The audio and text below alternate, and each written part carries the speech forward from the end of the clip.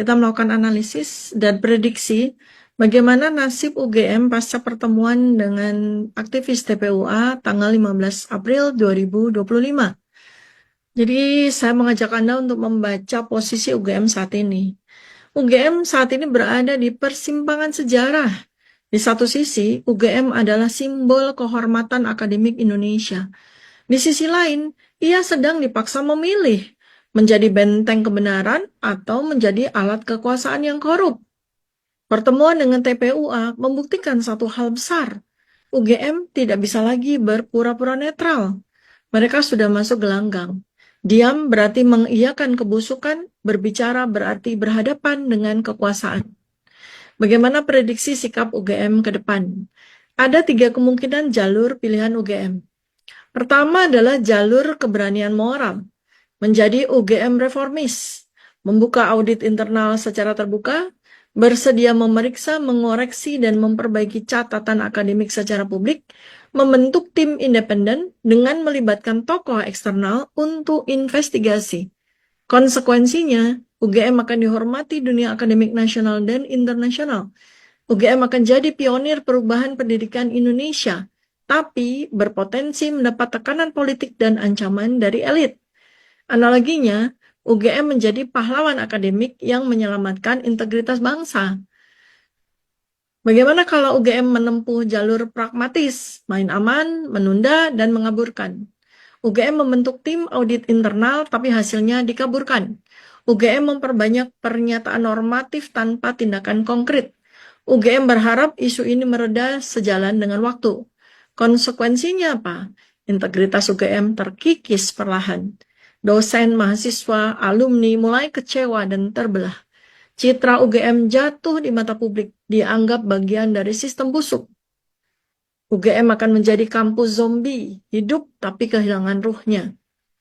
Bagaimana jika UGM menempuh jalur kolusi, membela kekuasaan secara terang-terangan? UGM menggunakan argumentasi hukum formalistik untuk membela ijazah bermasalah. UGM menggandeng kekuatan negara untuk menyerang pihak-pihak yang mengungkap fakta. UGM melakukan pembusukan karakter kepada kritikus. Konsekuensinya apa? Cepat atau lambat, UGM akan masuk ke daftar hitam sejarah. Kelak, UGM akan sulit bangkit kembali sebagai institusi terhormat. Alumni-alumni idealis akan memberontak. UGM akan menjadi istana pasir, megah di luar tapi rapuh dari dalam. Apa saja faktor-faktor yang akan memengaruhi sikap UGM? Bagaimana kekuatan moral pimpinan saat ini, dalam hal ini adalah rektor dan rektorat? Apakah masih ada jiwa kerakyatan, nasionalisme, integritas di dalamnya? Apakah ada tekanan dari pemerintah dan rezim terdahulu yang berkaitan erat dengan kasus ijazah?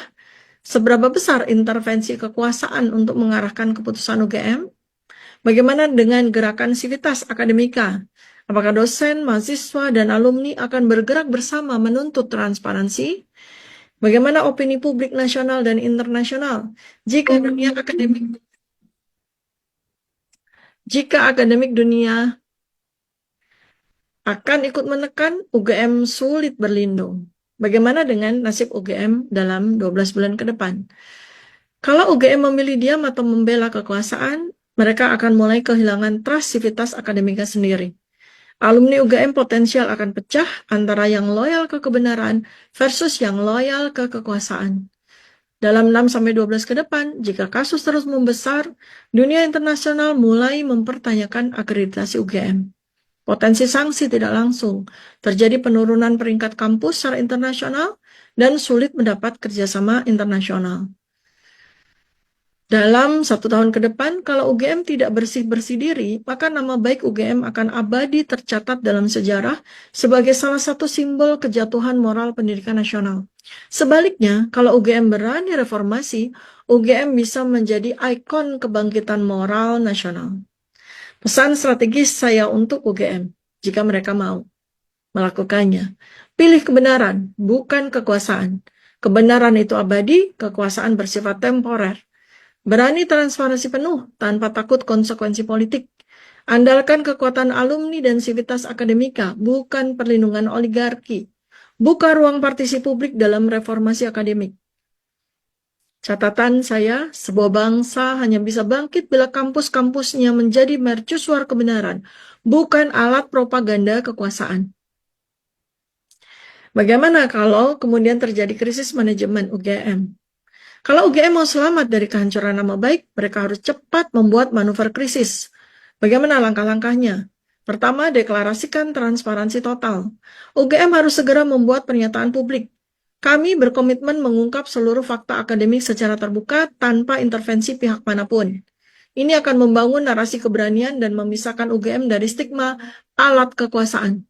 Lakukan audit akademik independen. Bentuk tim investigasi yang melibatkan tokoh akademik nasional lintas kampus, perwakilan alumni kritis, dan mungkin juga LSM pendidikan.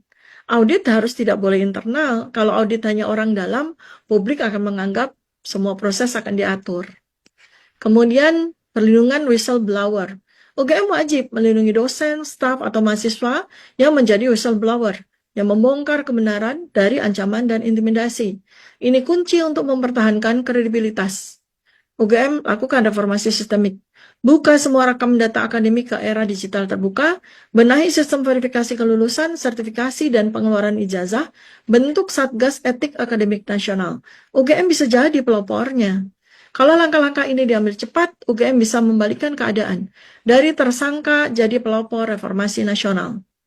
Bagaimana strategi tekanan publik untuk membantu UGM memilih jalan benar? Kalau UGM lamban atau mencoba main aman, maka publik harus mobilisasi alumni UGM yang kritis. Alumni harus didorong bicara. Ajak tokoh-tokoh UGM yang berintegritas. Banyak alumni UGM di posisi penting untuk angkat suara. Kampanye opini nasional. Gunakan media sosial, webinar, podcast, dan artikel. Fokus framing, selamatkan UGM, selamatkan Indonesia. UGM harus kembali menjadi mercusuar ilmu. Tekanan dunia akademik internasional bagaimana? Libatkan organisasi seperti Asian University Network, QS World Ranking, UNESCO Education Forum. Kalau tekanan internasional mulai muncul, UGM tidak bisa lagi main aman. Buat narasi besar, penyelamatan peradaban ilmiah Indonesia. Ini penting, karena kasus ini bukan sekedar soal satu ijazah. Ini soal masa depan pendidikan nasional, masa depan kepercayaan publik pada ilmu dan gelar akademik, masa depan peradaban Indonesia. Maka narasinya harus dinaikkan levelnya. Kalau kampus sebesar UGM saja tunduk kepada pemalsuan dan kekuasaan, maka seluruh masa depan akademik Indonesia terancam menjadi sandera politik. Ini bukan soal satu orang, ini bukan soal satu kasus ijazah, ini soal menyelamatkan martabat ilmu. Jika UGM memilih jalan reformasi, ini yang akan terjadi. UGM akan mengalami guncangan internal 1-2 tahun, banyak konflik internal. Tapi dalam jangka panjang, antara 5-10 tahun, UGM akan lahir kembali sebagai kampus teladan Asia bahkan dunia. Bahkan mungkin UGM bisa melahirkan tokoh-tokoh besar yang akan memimpin Indonesia ke depan dengan integritas baru. Tokoh yang jujur, tokoh yang benar, tokoh dengan integritas tinggi. Kalau UGM berani menempuh jalan ini, mereka bukan hanya selamat, tapi akan memimpin sejarah baru. Ingat, hanya bangsa yang berani jujur yang layak menjadi bangsa besar. Pertemuan TPUA dengan UGM tanggal 15 April 2025, jika dibaca secara foresight, bukan hanya tentang ijazah. Ini tentang tabrakan antara kebenaran hakiki dengan sistem kebohongan yang mapan. Ini adalah sebuah permulaan, bukan dari kejatuhan persoalan, melainkan dari proses pembersihan struktural yang mungkin mengorbankan banyak elit di berbagai lapisan. Kebenaran itu seperti air bah, ia mungkin terhalang sesaat, tapi saat bendungannya jebol, ia akan menyapu seluruh kebohongan, sekotor apapun ia bertahan. Demikian yang bisa saya sampaikan. Nantikan video-video saya berikutnya. Assalamualaikum warahmatullahi wabarakatuh. Salam kebenaran.